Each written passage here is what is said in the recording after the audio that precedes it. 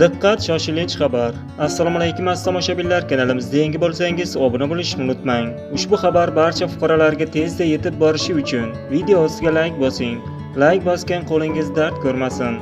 O'zgidromet 9-12 mart kunlari respublikaga sovuq va nam havo oqimlari kirib kelishi bilan bog'liq ogohlantirish xabarini e'lon qildi. Unga ko'ra 9-11 mart kunlari respublika bo'yicha vaqti bilan yog'ingarchilik qorga aylanishi kutilmoqda.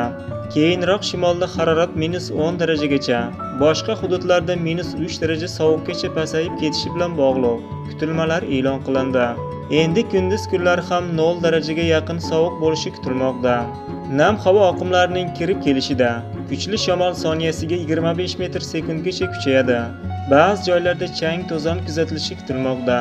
Ushbu kunlari keksalar va yoshlarni ko'chaga chiqarmaslikni tavsiya qilamiz. O'zingiz va oilangizni asrang.